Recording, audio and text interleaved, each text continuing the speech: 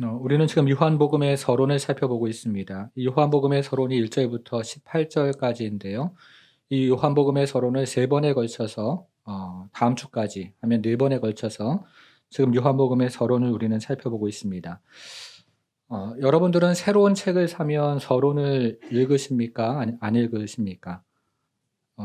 저는 서론을 읽을 때도 있고 안 읽을 때도 있는데요. 이 책을 읽다가 이 저자가 하는 그 핵심 내용이 조금 더 명확하게 알고 싶다 생각이 들면 다시 서론으로 가서 그 서론을 꼼꼼하게 읽어볼 때가 있습니다.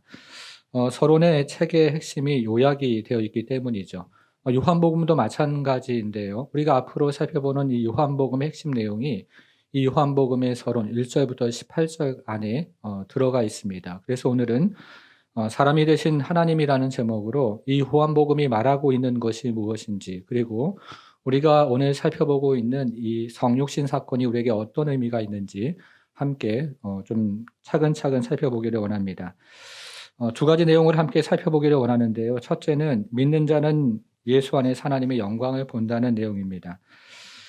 우리가 요한복음의 서론을 천천히 읽어보면 1절에 말씀을 의미하는 로고스라는 표현이 등장을 합니다. 그리고 이 로고스라는 말씀이라는 단어가 사라졌다가 다시 14절, 오늘 우리가 선택한 이 본문에 이 로고스라는 표현이 다시 등장을 하게 됩니다.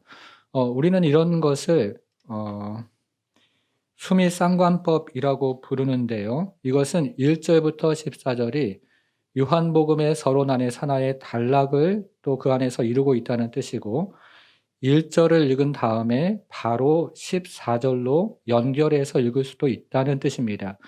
여러분 1절 기억하시죠? 1절 태초에 말씀이 계시니라. 그 말씀이 하나님과 함께 계셨으니 그 말씀은 하나님이시라. 14절 그 말씀이 육신이 되었습니다. 이렇게 연결해서 읽을 수 있다는 뜻입니다. 굉장히 엄청난 이야기죠. 그래서 오늘은요, 이 14절 굉장히 중요한 성육신에 관한 말씀인데요. 이 14절의 말씀을 단어 하나하나를 중심으로 우리가 좀 생각해 보기를 원합니다. 먼저 첫 번째 우리가 생각해 보기를 원하는 단어는 육신이라는 단어입니다. 육신. 여러분, 육신이 무엇입니까? 이 헬라어에는요, 인간을 의미하는 여러 종류의 단어가 있는데요. 그 중에서 인간을 가장 경멸적으로 이야기하는 단어 사르크스를 번역한 것이 바로 육신이라는 뜻입니다. 유한하고 덧없고 늙어가고 멸망할 수밖에 없는 인간의 본성을 경멸적으로 표현한 단어가 이 사르크스 육신이라는 단어입니다. 조금 쉽게 말하면요, 이거는 육체라는 뜻이고요. 조금 더 거기서 의역을 해서 말을 하면 고기 덩어리, 뭐 이 정도의 표현이라고 생각이 들어집니다.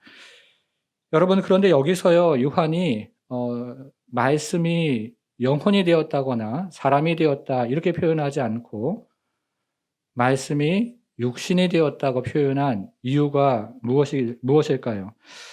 육신이라는 표현은 이 하나님 아들의 지극히 높은 하늘의 영광과 인간의 지극한 비천함 사이에 그 넘어갈 수 없는 간극을 제대로 보여주는 단어가 이 육신이라는 단어이기 때문에 그렇습니다. 그럼에도 불구하고 하나님의 아들이 하늘의 영광을 다 버리고 말할 수 없는 비천한 존재인 육신으로 오셨다는 것입니다. 하나님께서 그 하나님의 아들이 하늘의 모든 영광과 기쁨을 다 내어버리고 말로 표현할 수 없는 지극히 낮은 그리고 비천한 존재로 오셨다는 뜻입니다.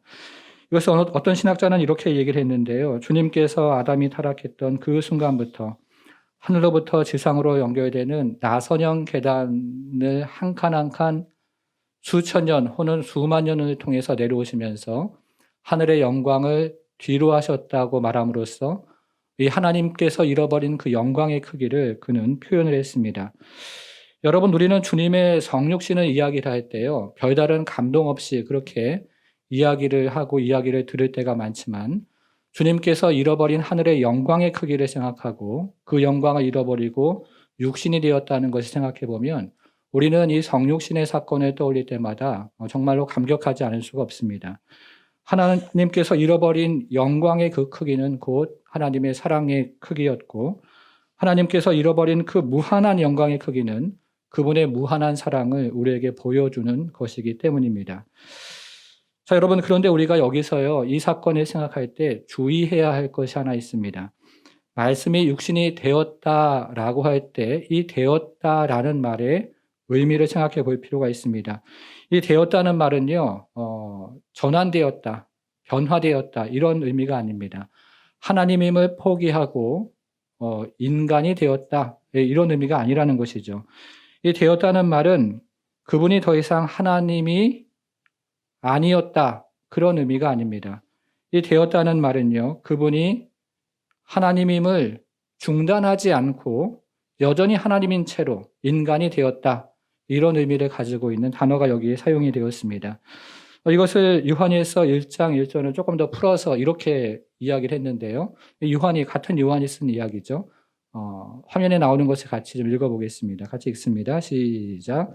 태초부터 있는 생명의 말씀에 관하여는 우리가 들은 바요 눈으로 본 바요 자세히 보고 우리의 손으로 만진 바라. 그럼 여러분 이 말씀을 조금 더 생각을 해보겠습니다. 계속 좀 띄워주세요. 태초에 말씀이 계셨습니다. 이 말씀이 하나님과 함께 계셨고 이 말씀은 곧 하나님이셨습니다. 그 다음 절을 우리가 요한복음에서 읽어보면 이 말씀은 우주 만물을 지으신 창조주였습니다. 그래서 우리는 그 말씀을 들을 수도 없었고 볼 수도 없었고 그리고 만질 수도 없었습니다.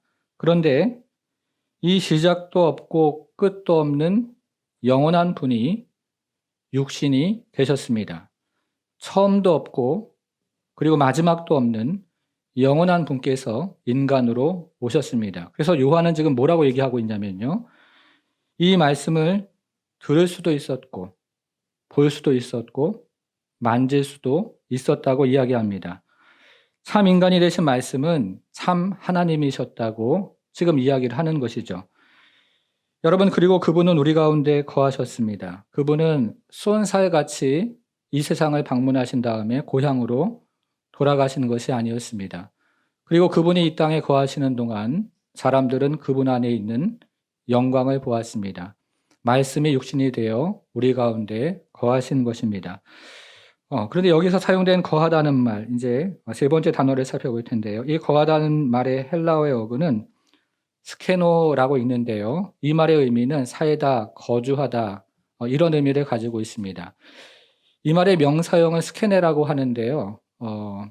하나님께서 이스라엘 백성 가운데서 거주하시려고 치셨던 장막을 의미하는 단어가 바로 이 단어의 명사형입니다.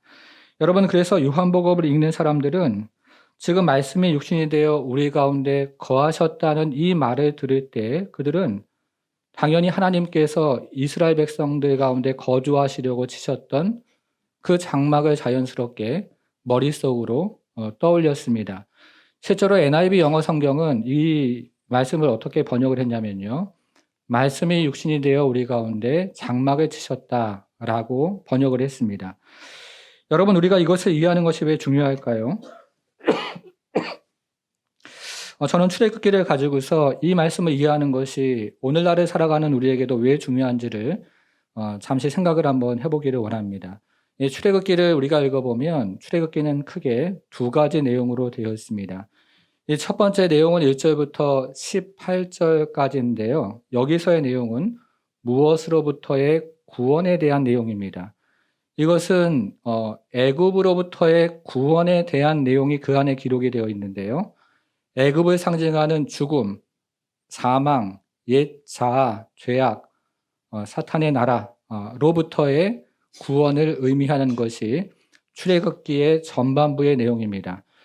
두 번째 부분은 19장부터 40장까지 기록이 되어 있는데요. 여기에서의 내용은 무엇을 향한 구원에 대한 이야기가 기록이 되어 있습니다. 이것은 하나님을 향한 구원에 대한 이야기가 기록이 되어 있는데요. 장막을 짓고 장막을 통해서 이스라엘 백성들이 하나님과 더불어 살아가는 하나님을 향한 구원에 대한 이야기가 여기에 기록이 되어 있습니다. 여러분, 그러면요, 제가 지금 출애굽기에 나오는 두 가지 구원에 대해서 말씀을 드렸는데요. 첫 번째는 애굽으로부터의 구원이고요. 두 번째는 하나님과 더불어 사는 구원에 대해서 말씀을 드렸는데, 자, 이 둘 중에서 어느 구원이 더 중요할까요? 네, 자신이 없으 말씀하시는데요.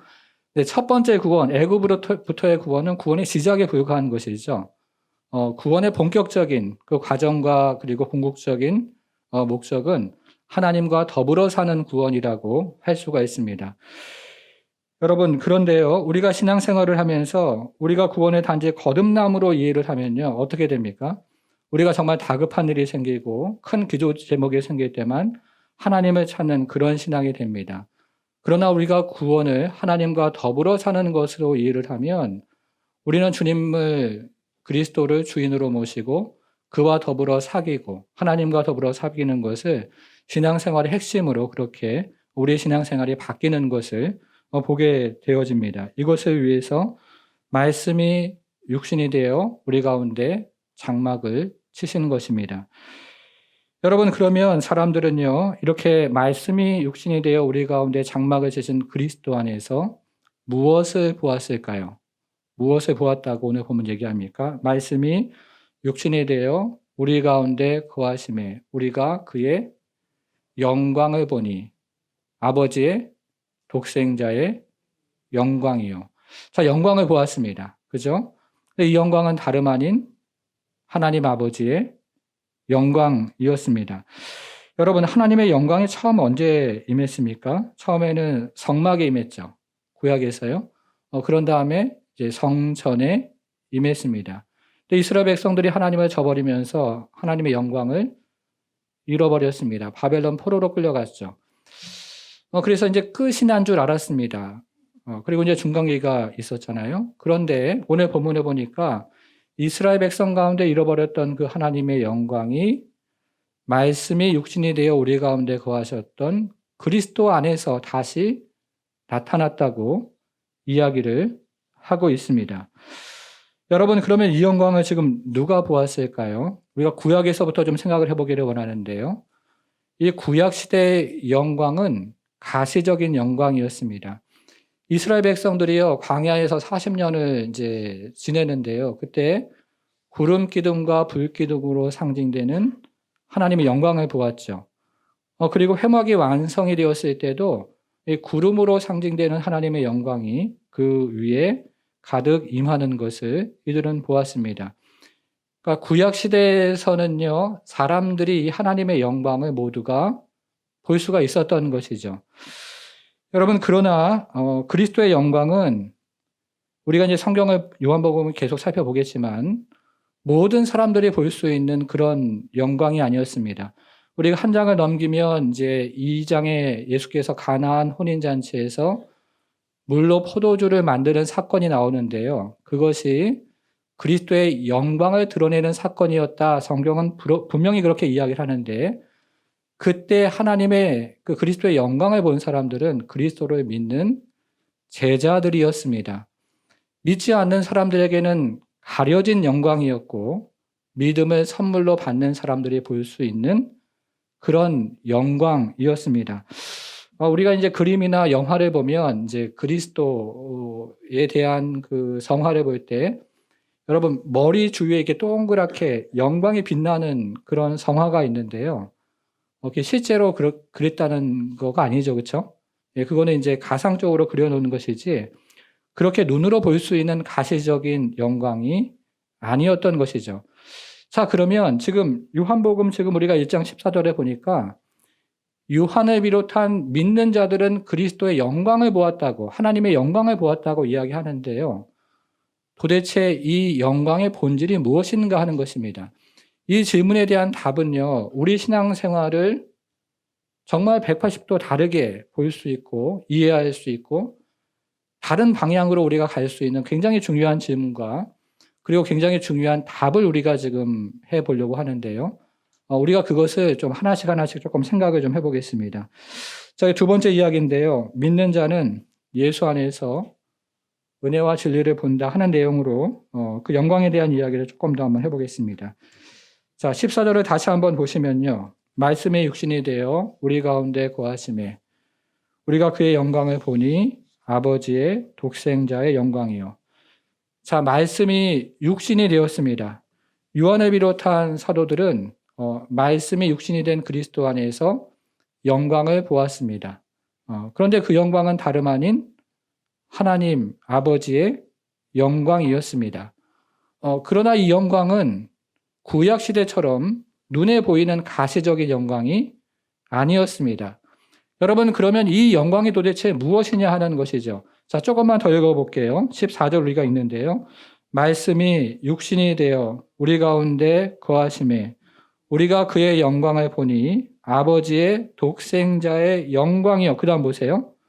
은혜와 진리가 충만하더라. 거기 표시를 한번 해보겠습니다. 은혜와 진리가 충만하더라. 그리스도 안에서 하나님의 영광을 분명히 보았는데 그 영광은 눈에 보이는 그런 가시적인 영광은 아니었고요. 그 영광은 은혜와 진리가 예수님 안에 충만히 임하는 거하는 그 영광을 바로 믿는 사람들이 보았던 것입니다. 여러분, 우리가 일반적으로 생각하는 영광 무엇입니까? 우리가 일반적으로 생각하는 영광은요. 능력의 영광, 기적의 영광, 그런 거 아닙니까?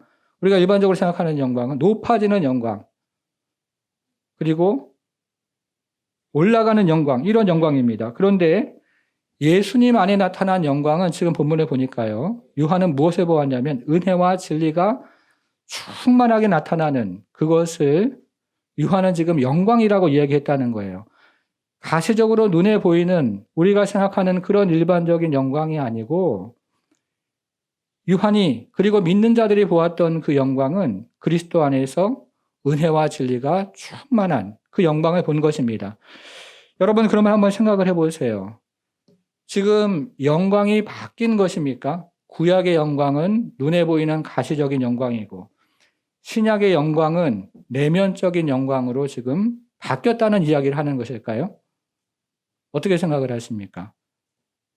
그런 얘기를 하는 것이 아닙니다. 결론부터 말씀드리면 이 영광은 바뀐 것이 아닙니다. 단지 우리가 영광을 이해하지 못했을 뿐이고 우리가 영광의 본질이 무엇인지를 왜곡해서 생각했기 때문입니다. 그래서 우리는 지금부터요, 이 오늘 본문의 배경이 되는 출애굽기 구약에 나오는 사건을 가지고 이 영광이 도대체 무엇인지 우리가 영광 이런 얘기 참 많이 하고 또 영광에 대해서 우리가 찬양 예배를 시작할 때도 손을 들고 찬양을 하는데요. 이 영광이 도대체 무엇인지를 좀 함께 좀 살펴보기를 원합니다. 굉장히 중요한 질문이겠죠.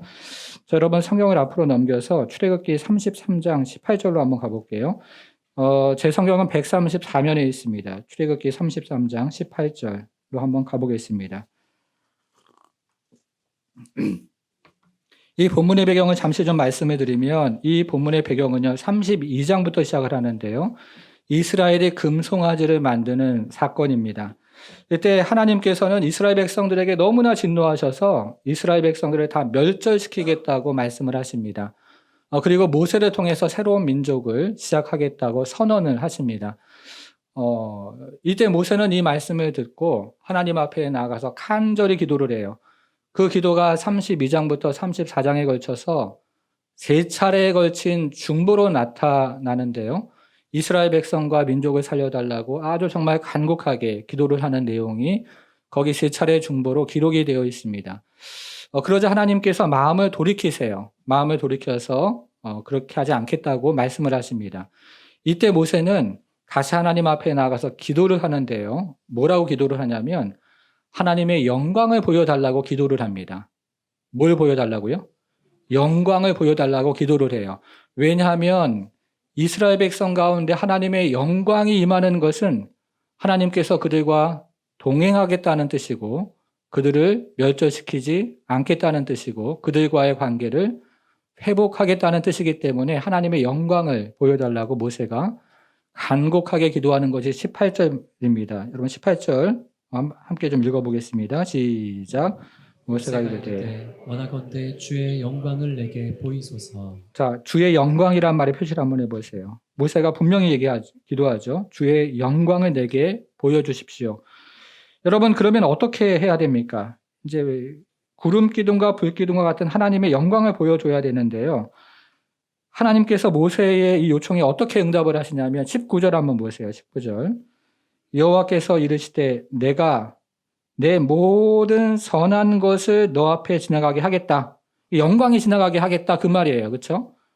근데 내 모든 선한 것은 하나님의 선한 형상, 하나님의 선한 성품, 하나님의 선한 속성을 의미하는 것입니다. 여러분 거기 괜찮으시면 내 모든 선한 것 옆에다가요. 하나님의 선한 형상 혹은 성품이라고 한번 적어 보겠습니다.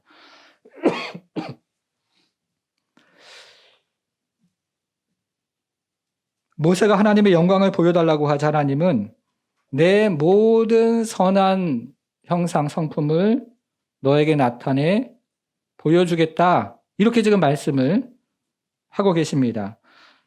여러분 이렇게 생각을 하면 하나님의 영광이 무엇입니까? 하나님의 영광이 무엇이냐면 하나님의 모든 선하신 성품을 하나님이 드러내 보여주시는 것을 하나님의 영광이라고 할 수 있는 것이죠. 하나님의 영광이 무엇이냐면 하나님의 선하신 성품을 우리 가운데 드러내 보여주시는 것인데요. 구름 기둥과 불 기둥과 같은 것은 이 하나님의 선하신 형상을 가시적으로 우리에게 드러내주는 상징일 뿐이다 하는 것입니다. 그러니까 본질은 무엇입니까? 영광의 본질은 하나님의 선하신 성품을 우리 가운데 드러내 보여주시는 것입니다. 그게 하나님의 영광의 본질이죠. 화면을 같이 한번 좀 읽어볼게요. 같이 한번 읽어보겠습니다. 시작. 하나님의 영광은 하나님의 선하심이다. 여러분 믿으십니까? 네. 여러분 제가 질문해 볼게요. 여러분 대답을 한번 해보세요. 여러분 하나님의 제가 헷갈렸어요. 여러분 하나님의 영광이 무엇입니까? 네, 하나님의 영광은 하나님의 선하심을 우리 가운데 드러내 보여 주시는 게 그게 하나님의 영광이라는 것이죠. 제가 미국에서 유학을 할 때 미국 교회에 출석한 적이 있습니다. 이제 한인교회 사역하기 전에 또 사역한 후에 이제 몇 개월씩 이제 귀국하기 전에 남아서 미국 교회에서 출석을 한 적이 있습니다. 근데 미국 교회에서 이제 예배를 드리면요. 이네들이 자주 이제 서로 주고받는 말이 있는데요. 그것이 God is good 이라는 말을 자주 주고받습니다. 이제 찬양 인도자가 앞에 나와서 찬양을 하면 하다가 중간중간에 하나님은 선하십니다. 이렇게 얘기를 하면 회중들도 하나님은 선하십니다. 이렇게 답을 하고 그런 거를 여러 차례 교회들마다 제가 돌아다니면서 이제 보게 되었습니다. 저도 따라 했죠. 그때는 그게 어떤 의미인지 그냥 하나님이 선하신 분이다. 이렇게만 생각을 하고 따라 했는데요. 성경을 다시 보고 또 이제 신학교 들어가서 공부를 하면서 이것이 바로 하나님의 영광의 본질이구나. 하나님의 선하심이야말로 우리의 믿음의 본질이며 하나님 영광의 본질이라는 생각을 하게 되었습니다. 제가 유학을 할 때 중고등학생들 아침 저녁으로 라이드를 이제 한 적이 있습니다. 아르바이트를 한 거죠. 근데 어느 날 이제 아이들을 태우고 하굣길에 신호등 앞에 섰습니다. 그랬더니 뒤에 차가 졸았는지 어쨌는지 제 차를 와서 꽝 하고 박았습니다. 그때가 굉장히 저한테는 좀 바쁘고 중요할 때였는데요. 이게 복잡하게 이제 미국에서 교통사고가 나면 이제 변호사도 또 가서 불러야 되고 굉장히 복잡한 때였습니다. 그래서 제가 마음 가운데 이제 불평이 일어나는 거예요. 하나님 내 상황을 좀 아실 텐데 이렇게 바쁘고 중요할 때에 교통사고가 났습니다라는 그런 마음의 불평이 제 가운데 생기기를 시작했습니다. 그리고 몇 달이 지났어요. 근데 저는 미국에서 이제 처음 운전면허를 따서 운전을 하느라고 잘 몰랐는데요. 나중에 치료비 명목으로 보상금이 나왔는데 그 보상금이 딱 그 학기에 부족한 학비만큼 딱 이제 보상금이 나온 거예요. 그래서 다시 제 자신을 돌아보면서 너무 하나님 앞에 부끄럽고 또 창피했던 그런 적이 있습니다. 교통사고 자체가 하나님의 선하심이라는 뜻이 아니고 그것을 통해서도 하나님은 하나님의 선하심을 우리에게 드러내 보여주신다는 것입니다. 사랑하는 여러분, 하나님은요, 정말 선하신 분이세요. 믿으십니까? 하나님은 매일매일 선하신 분이십니다. 언제나 선하신 분이고 어떤 상황에서도 하나님은 선하신 분이십니다. 여러분, 그러니 인생이 여러분의 뜻대로 되지 않는다고 염려하지 마세요.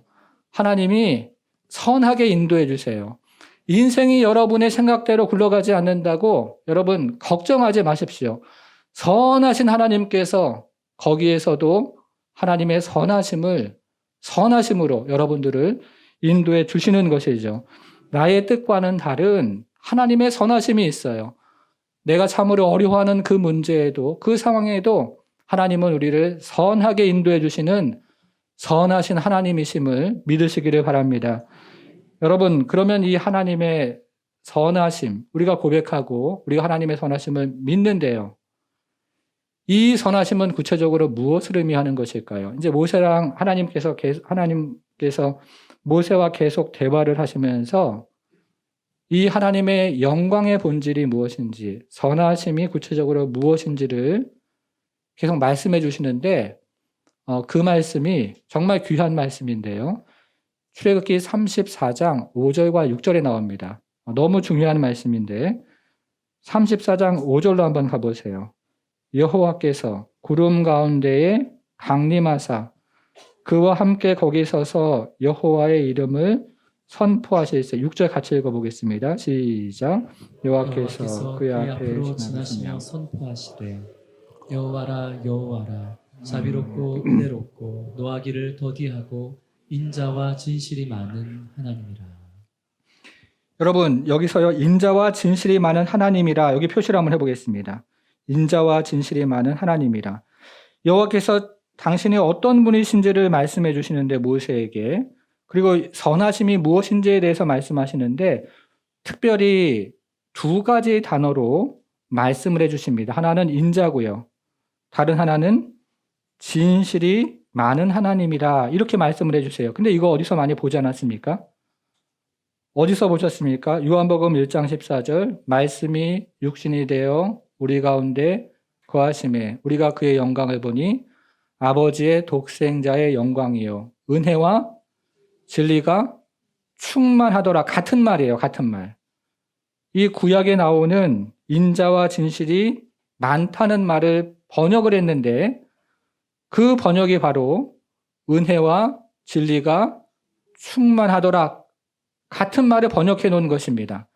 다른 단어이지만 같은 히브리 말을 신약에 해당하는 말로, 헬라 말로 그대로 번역해 놓은 것입니다. 똑같은 말이라고 생각하시면 됩니다. 여러분, 그러므로 하나님의 선하심은 여러 선하심이 있지만 그 중에서 우리가 꼭 기억해야 되는 선하심 두 가지, 하나님의 본질적인 영광의 속성이 있는데 하나는 인자하심이고요. 하나는 진실하심입니다. 여러분 외우실 수 있으시겠죠? 자, 화면을 다시 한번 좀 보겠습니다. 같이 한번 읽어볼게요. 시작. 하나님의 선하심은 하나님의 인자와 진실이다. 여러분 믿으십니까? 제가 이번에도 질문 한번 해볼게요. 여러분이 대답을 한번 해보십시오. 여러분, 하나님의 선하심이 무엇입니까? 네, 하나님의 선하심은요, 여러 하나님의 속성과 본질이 있지만, 그러나 지금 모세에게 하나님의 영광이 무엇입니까? 하나님 나의 선하심이다. 이렇게 말씀을 하실 때, 그걸 하나님은 여러 가지 하나님의 본성 중에서 두 가지 단어로 표현해 주셨는데, 그것이 바로 인자와 진실이었습니다. 그래서 저는 여기서 이 인자와 진실이 무엇인지를 조금 구체적으로 설명을 드린 다음에 다시 본문으로 돌아와 오기를 원합니다. 여러분, 우리가 주변에 보면 옆에 분을 한번 보시면 인자가 굉장히 많으신 분들이 계시죠. 여러분, 인자가 무엇입니까? 이 인자라는 말은요, 여러분께서 잘 아시는 그 헬라 말 헤세드라는 말을 번역해 놓은 것입니다. 이 헤세드라는 말은요, 우리 말에 해당하는 단어가 없어요. 이 안에는 굉장히 풍부하고 굉장히 다양한 의미가 있어서 우리말 성경에서 이것을 인자, 자비, 사랑, 충성, 뭐 여러 가지 단어로 번역을 해놨습니다. 저는 요즘 아침 저녁으로 시편을 묵상하고 있는데요. 이 시편을 보다 보면 이 인자라는 말이 굉장히 많이 나오는데 그 중에서 제 마음에 와닿는 영어 표현이 있습니다. 어떻게 표현해놨냐면요, unfailing love라고 표현해놨는데 우리말로 좀 번역을 해본다면 실패할 수 없는 사랑, 이루어지지 않을래야 이루어지지 않을 수 없는 사랑, 반드시 이루어지는 사랑, 언약적인 사랑, 이런 정도로 번역을 할 수가 있을 것 같아요. 여러분 어떤 느낌인지 감이 오십니까? 이루어지지 않을래야 이루어지지 않을 수 없는 사랑, 이 정도로 표현할 수가 있습니다. 자, 그 다음에 나오는 단어가 진실인데요. 여러분, 진실은 무엇입니까? 거짓됨이 없는 걸 우리는 진실이라고 하죠. 거짓말하지 않는 것을 진실이다, 이렇게 이야기를 합니다. 로마서 3장 4절에 보면 사람은 거짓되되 하나님은 참되시다, 이렇게 이야기를 합니다. 제가 요즘에 이 유튜브로 사극을 하나 보는 게 있는데요. 이 사극에서 왕이 죽으면서 아우에게 하는 말, 유언처럼 하는 말이 있는데, 궁 안에 있는 모든 사람을 믿지 마라, 이렇게 유언처럼 한마디를 남기고 그가 이제 죽습니다. 여러분, 사람이 그런 존재라는 거죠. 알고 보면 다 거짓된 존재가 사람이라는 것입니다. 그러나 하나님은 참되시다, 그게 진실하다, 이런 의미입니다. 그런데 이 진실하다는 말에는요, 또 다른 의미가 한 가지가 더 있는데, 크게 이 에메트라는 진실하다는 말에는요, 성실하다, 이런 의미가 있습니다. 성실, 이런 의미가 있어요. 제가 이렇게 신방에 다녀보면 정말 성실하신 분들이 계십니다. 20년, 30년, 40년을 한 직장에서 한결같이 일하시는 분들이 저희 교회에도 계십니다. 그런 분들을 보면 정말 절로 머리가 숙여지는 그런 존경한 마음이 마음속에서 우러러 나옵니다. 여러분, 그런데요, 영원히 성실하신 분이 계세요.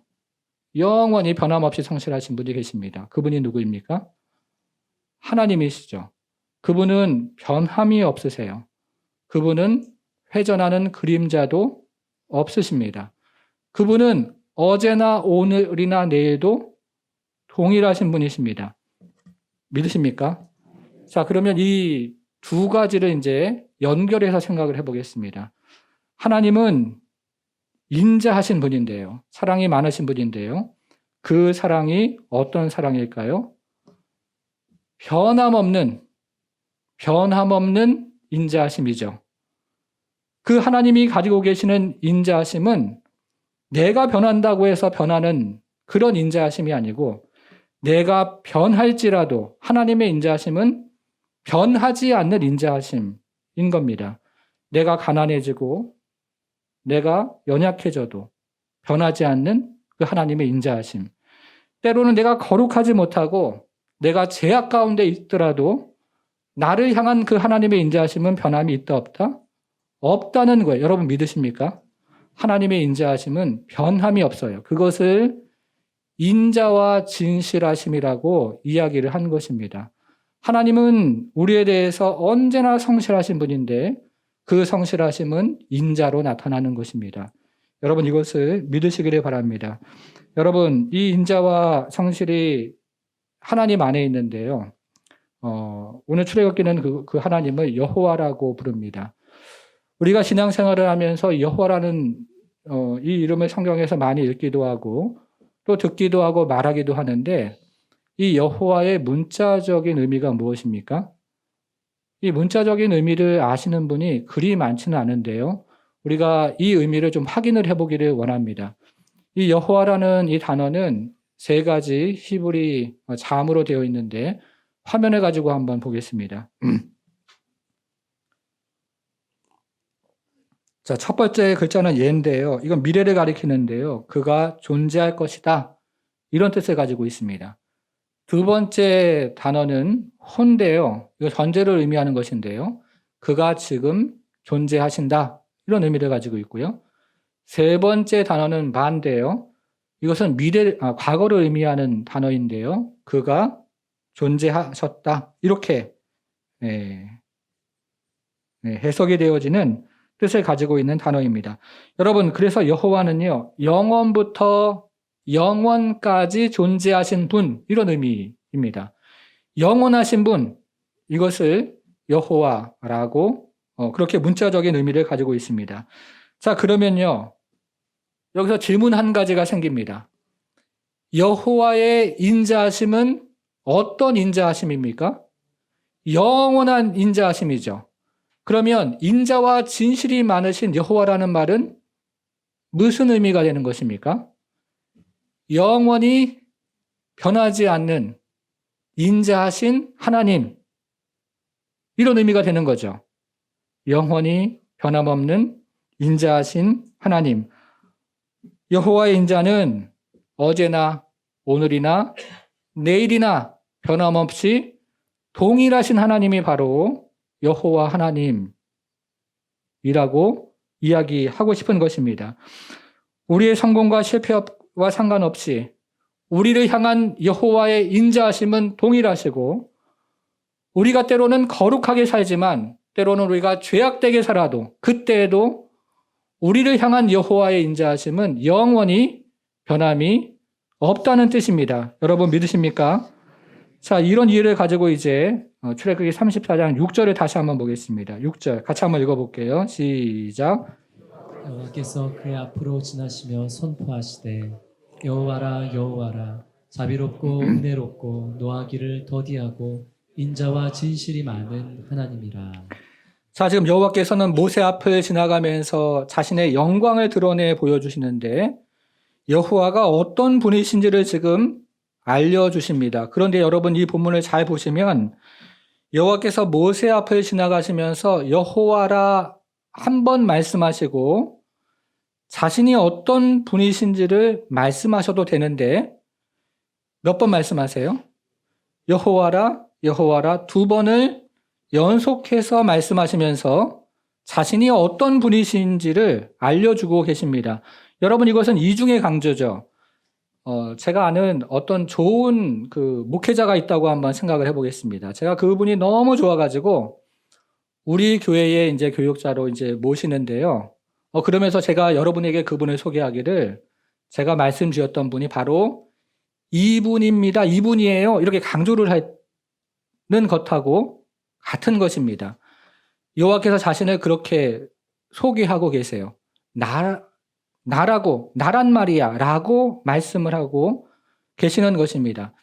인자와 진실이 차고 넘치는 존재가 나야 바로 나라고, 인자와 진실이 차고 넘치는 영원토록 차고 넘치는 존재가 바로 나야 나라고 라고 강조를 해서 지금 말씀을 하고 계십니다. 여러분 그런데 이 같은 인자와 진실이 올 곳이 어디에서 나타나고 있습니까? 요한복음 1장 14절 말씀이 육신이 되어 우리 가운데 거하심에 우리가 그의 영광을 보니 아버지의 독생자의 영광이요. 그 다음 은혜와 진리가 충만하더라. 그리스도 예수가 어떤 분이세요? 영원토록 변치 않는 사랑을 가지고 계신 분이시다. 우리의 어떠함과 상관없이 영원토록 변함없는 사랑을 가지고 계신 하나님이 바로 그리스도 예수십니다. 이 얘기를 요한은 지금 여기서 하고 있는 것입니다. 여러분 이제 정리를 한번 해보겠습니다. 여러분 요한을 비롯한 사도들은 예수님 안에서 무엇을 보았습니까? 영광을 보았죠. 근데 그 영광은 다름 아닌 하나님의 영광이었습니다. 이제 다시 요한복음으로 돌아와서 여러분들이 요한복음을 한 번, 두 번쯤은 읽으셨을 텐데요. 자, 그럼 예수님의 생애에서요, 이 하나님의 영광이 어디에서 나타났습니까? 한번 생각을 한번 해보세요. 예수님의 그 생애에서 하나님의 영광이 어디에서 나타났을까요? 모든 예수님의 생애가 하나님의 영광이라고 할 수 있지만 특별히 성경이 이야기하는, 특별히 요한이 이야기하는 그 예수님의 삶의 어떤 지점에서 하나님의 영광이 특별히 나타난 지점이 있습니다. 저는 그것을 오늘 두 가지를 말씀드리려고 하는데 여러분 이 두 가지를 잘 들어보세요. 우리의 신앙이 이게 180도 달라질 수도 있습니다. 자, 첫 번째 그 영광의 사건은 오늘 본문이 이야기하는 성육신의 사건에서 나타납니다. 성육신의 사건에서 하나님의 영광이 나타나요. 여러분 성육신이 무엇입니까? 하나님의 아들이 하늘 영광을 모두 다 내어버리고 인간이 되신 사건입니다. 하늘의 모든 영광과 기쁨과 그것을 다 내어버리고 비천한 육신이 되신 사건이 바로 성육신의 사건입니다. 여러분 그런데 여기에 왜 하나님의 영광이 어떻게 나타나는 것입니까? 바로 여기에서 하나님께서 우리를 얼마나 사랑하시는가를 보여주는 사건이, 다시 말하면 1장 14절의 단어로 이야기하면 하나님의 영광이 두 가지라고 했는데요. 인자와 진리, 진실. 예, 이것인데요. 이것이 성육신 사건에 그대로 나타났기 때문에 우리는 성육신을 하나님의 영광이라고 이야기할 수 있는 것입니다. 여러분, 하나님 보시기에 인간이 어떤 존재예요? 티끌 같은 존재죠. 그럼에도 불구하고 그리스도는 자신을 낮추어서 인간이 되시고 인간을 찾아오십니다. 보잘것없는 인간을 향한 하나님의 지극한 사랑이 바로 성육신 사건에 나타났기 때문에 요한은 오늘 본문 1장 14절 그 성육신 사건을 바라보면서 하나님의 영광을 보았고 그리고 그 안에 있는 은혜와 진리가 충만한 그리스도 안에 나타난 그 하나님의 영광이라고 지금 분명하게 표현을 하고 있는 것입니다. 여러분 이해를 하셨습니까? 이해를 하셨으면 좋겠는데요. 네, 이해하셨습니까? 네. 자, 두 번째 사건인데요. 두 번째 사건 또 어디에 하나님의 영광이 나타났을까요? 십자가에 나타났죠. 십자가. 예수님은 이 땅에 오셔서 33년을 인간으로 사셨습니다. 근데 그의 마지막은 누가 보아도 너무나 처참하고 너무나 비참했는데요. 그것이 바로 십자가의 죽음이었습니다. 그런데 우리가 요한복음을 읽다 보면요. 요한복음 12장 23절에서 예수님께서 친히 자신의 십자가를 예고하시면서 그것을 하나님의 영광이라고 표현을 하세요. 여러분, 그런데 십자가는 우리가 누가 보아도 정말 수치요, 그리고 치욕의 상징인데 그 십자가가 어떻게 하나님의 영광을 드러내는 사건이 될 수가 있을까요? 그 안에 우리를 향한 하나님의 인자하심과 그리고 진실하심이 올곧이 나타났기 때문이죠. 로마서 5장 8절 말씀. 어떻게 시작을 합니까? 우리가 아직 죄인 되었을 때에 그리스도께서 우리를 위하여 죽으심으로 하나님께서 우리를 향한 하나님의 사랑을 확증하셨느니라. 하나님의 사랑이 확증된 사건이 바로 십자가 사건입니다. 하나님의 인자하심과 그분의 진실하심, 그것이 올곧이 드러난 사건. 만약에 그리스도가 겟셋마네 동산에서 기도를 하다가 이것까지는 안 되겠다 라고 생각을 하시면서 변심을 하셨다면, 그가 성실하지 않으셨다면, 우리에 대한 사랑이 성실하지 않았다면 그 십자가 사건은 없었을 것입니다. 그러나 그분의 영원한 인자와 그리고 영원한 진실하심이 있었기에 그분은 십자가에 달리셨고 그분의 온전한 사랑과 자비와 그리고 진실하심을 우리에게 온전히 드러내 보여주셨기 때문에 이 십자가 사건에서 우리는 하나님의 영광을 보고 요한은 그것을 가리켜서 하나님의 영광이라고 이야기를 하고 있는 것입니다. 사랑하는 여러분, 우리는요, 내가 높아지고 내가 올라가고 내가 성공하면 하나님이 영광을 받으신다고 생각을 하지만 요한은 그렇게 생각하지 않았습니다. 요한은요, 그리스도의 낮아지심에서 하나님의 영광을 보았습니다. 우리는 여전히 커지고 높아지고 그리고 교회가 건물 짓고 사람 많아지고 그러면 영광을 받는다고 생각을 하지만 요한은 그리스도가 수치를 당하고 모욕을 당하지만 그러나 그 안에서 하나님의 사랑이 드러나고 그리고 하나님의 진실하심이 드러날 때 바로 거기 하나님의 영광을 보았고 거기서 하나님의 영광이 나타나는 것을 그는 목도할 수가 있었던 것입니다. 사랑하는 여러분, 여러분들은 그리스도 안에서 어떤 영광을 보십니까? 여전히 높아지고 올라가는 영광을 보십니까? 여전히 커지고 넓어지는 영광을 보십니까? 예수님이 공생애를 시작하실 때 마귀가 예수님께 오죠. 그러면서 뭐라고 합니까? 나에게 절을 하면 이 세상 영광 다 너에게 주겠다라고 그렇게 제안을 하는데요. 우리는 여전히 그런 영광에 사로잡혀 있지는 않습니까? 그러나 요한은 그리스도의 성육신에서 하나님의 영광을 보았습니다. 십자가 사건에서 하나님의 또 다른 영광을 보았습니다. 그리스도의 낮아지심에서 하나님의 영광을 보았는데요. 이것이 바로 개신교가 중세시대 때 종교개혁을 했던 원동력이었습니다. 캐토릭은 큰 건물 짓고 높아지고 이것들을 영광이라고 생각했던 그 시대 가운데 종교개혁자들은 그리스도의 낮아지심에서 하나님의 영광을 보았고 그것이 원동력이 되어서 종교개혁이 이루어진 것이죠. 사랑하는 여러분, 여러분들은 언제 하나님의 영광을 보십니까? 우리가 병들었을 때요. 그때도 여전히 하나님께서 우리를 사랑하시는 그 하나님을, 그 그리스도를 만날 때 저는 그 안에서 하나님의 영광을 봅니다. 신방을 다니면서 어떤 성도가 참 아파하고 힘들어하고 그리고 인생의 실패감을 경험할 때 그럼에도 불구하고 여전히 그의 옆에서 사랑하시는 그리스도 예수를 증거하고 그리고 그것이 그 가운데 성령의 임재로 깨달아지고 알아갈 때 정말 저는 그 자리에서 하나님의 놀라운 영광을 체험합니다.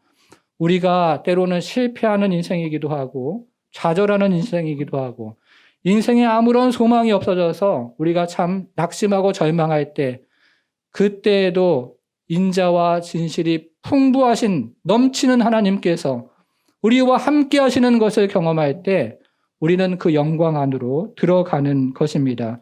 우리의 어떠함과 상관없이 우리를 있는 그대로 사랑하시는 그 하나님, 그 그리스도를 만날 때 우리는 그 안에서 하나님의 영광을 바라보면서 정말 그 영광을 고백하고 그 영광 안으로 들어가서 영광을 찬양하고 하나님의 영광을 가지고 살아가는 그런 성도의 인생을 살아갈 수가 있는 것이죠. 사랑하는 여러분, 그리스도가 누구십니까? 정말 그분은요, 선하신 하나님이세요. 그리고 인자와 진리가 넘쳐나는 충만한 하나님이십니다. 그런데 그 하나님께서 여러분과 함께 하십니다. 영원토록 함께 하십니다.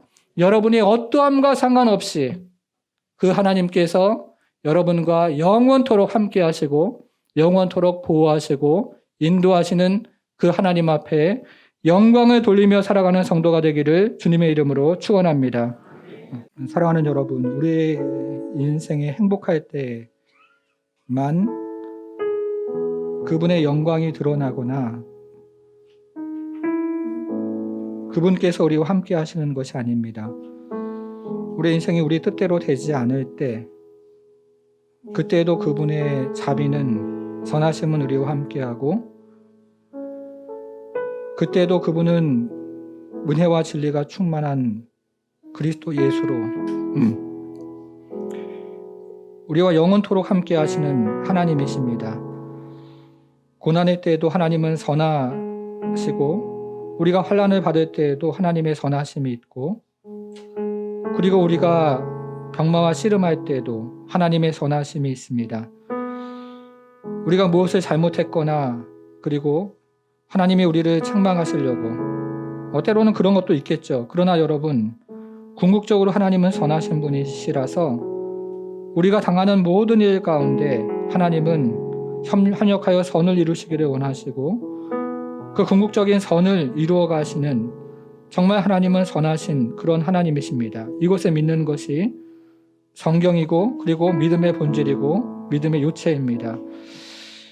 여러분 인생의 구비마다 하나님의 선하심이 있어요. 이 선하심을 지금 이 시간에 함께 믿음으로 고백하고 우리가 함께 간구하고 그러면서 우리 자녀를 향한 하나님의 선하심, 우리 가정을 향한 그 하나님의 선하심, 교회와 나라 민족을 향한 하나님의 선하심을 우리가 주장하면서 내 인생 가운데, 우리 자녀 가운데, 가정 가운데, 교회 가운데, 나라 민족 가운데 하나님의 선하신 인도하심을 믿음으로 고백하고 또 주장하면서 주의 선하심을 베풀어 달라고 함께 올 한 해를 의지하며 의탁하며 기도하기를 원합니다. 기도하겠습니다. 하나님 아버지, 우리는 티끌이고 우리는 버러지와 같은 인생이지만 우리를 사랑하시는 그 하나님의 크신 사랑은 하나님 아버지 십자가로 또 이 땅에 오신 육신으로 오신 그 말씀이 하나님 아버지 증거하는 그 이 말씀처럼 하나님 아버지 그 놀라운 사랑, 그 놀라운 은혜, 그 놀라운 신실하심 기억할 때 하나님 아버지 참으로 그 큰 사랑 앞에 우리가 다시 한번 무릎 꿇고 주를 찬양하고 주 앞에 영광을 올려드리오니 하나님 아버지 우리를 사랑하시는 그 하나님의 큰 사랑으로 우리를 계속해서 덮어주시고 품어주시고 우리 하나님 안에서 계속해서 인생을 살아갈 수 있도록 우리 사랑하는 성도들 은혜 베풀어 주옵소서. 하나님 아버지 참으로 이것을 깨달은 다윗이 사람이 무엇이길래 주께서 그를 생각하시며 인자가 무엇이길래 주께서 그를 돌보시나이까? 라고 하나님 아버지 고백하며 하나님의 인자와 하나님의 성실하심을 하나님 찬양했던 것처럼 하나님 우리가 당하는 모든 일 가운데서도 하나님의 인자하심과 하나님의 선하심이 있음을 믿고 우리가 인생을 살아갈 수 있도록 우리 하나님 은혜 베풀어 주옵소서. 우리가 하나님 아버지 당하는 고난, 하나님 아버지 또 우리가 당하는 하나님 고통, 또 환난이 하나님 아버지 우리 가운데 있고 하나님 그리고 인생을 살아가다가 참으로 우리가 원치 않는 병과 또 하나님 아버지 원치 않은 상황 가운데 있을지라도 그 안에도 하나님의 선하심과 인자하심과 진실하심 있음을 믿고 주 앞에 하나님 믿음으로 서나가는 우리 모든 성도들 될 수 있도록 우리 하나님 함께해 주옵소서. 인생이 우리가 원하는 방향으로 가지 않더라도 그 방향 안에도 하나님의 선하심이 있음을 믿도록 주여 은혜 베풀어 주시고 인생이 우리의 뜻대로 되지 않더라도 그 안에도 하나님 아버지 하나님의 선하심이 우리 가운데 있으며 우리 자녀들 위에도 하나님의 선하심이 있고 우리 가정에도 이 교회 위에도 이 땅에 있는 하나님 아버지 모든 믿음의 백성과 이 나라 이민족 위에도 하나님의 인자와 진실하심이 있음을 믿고 하나님 아버지 그래서 우리가 소망을 잃지 않고 기도하며 하나님 아버지 믿음으로 살아가기를 원하오니 하나님께서 함께 하셔서 이 소망 잃어버리지 않고 하나님 아버지 인생을 살아가는 모든 주의 성도들 될 수 있도록 우리 하나님 함께 해 주옵소서. 하나님 그래서 우리가 다른 것 다 하나님 부족하고 연약할지라도 하나님의 선하심이 우리 가운데 함께하고 하나님의 인자와 진실하심이 우리 위에 머물러 영원토록 있는 것들을 기억하고 이 믿음 붙잡고 나아가는 우리 모든 성도들 될 수 있도록 우리 하나님 축복해 주옵소서. 이제는 우리 주 예수 그리스도의 은혜와 하나님의 크신 사랑과 성령의 감화 감동 충만케 하심이 그리스도의 사랑에서 그리스도의 영광을 보며 감사와 찬양과 영광을 올려드리는 모든 성도들 머리 위에 이제부터 영원토록 함께 하실지어다.